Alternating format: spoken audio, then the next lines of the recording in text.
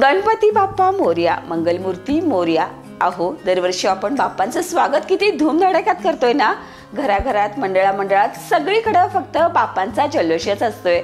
भक्ती, आनंद, प्रसाद, भजनं आणि या सगळ्यात आपलं मन अगदी प्रसन्न होते. पण बघा, या आनंदात एक छोटासा विचार आपण नेहमी विसरतो, तो म्हणजे आपला निसर्ग. आता प्लास्टर ऑफ पॅरिसच्या मूर्त्या त्या पाण्यात विरघळतच नाहीत. पाण्यात पडल्यानंतर तशाच राहतात. त्यातले रंग, केमिकल्स पाणी खराब करतात, मासे मरतात, जलचर धोक्यात येतात. म्हणजेच भक्तीच्या नावाखाली आपण नकळत प्रदूषण करतोय. या उलट शाडू मातीच्या किंवा पर्यावरणपूरक मूर्ती काय करतात, त्या सहज विरघळतात. निसर्गाला त्रास नाही, पाणी स्वच्छ राहतं. खरी भक्ती तर हीच की बाप्पाला आनंदाने निरोप द्यायचा आणि निसर्गालाही सांभाळायचं.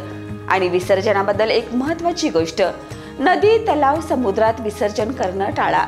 प्रशासनाने जे कृत्रिम तलाव केले त्यातच विसर्जन करा. सुरक्षितही होतंय आणि पर्यावरणावरचा ताणही कमी होतोय. तर चला मंडळी, यंदाचा गणेशोत्सव आपण सगळे मिळून पर्यावरणपूरक पद्धतीने साजरा करूया. या आणि अशाच ताज्या अपडेटसाठी पाहत राहा तारा न्यूज.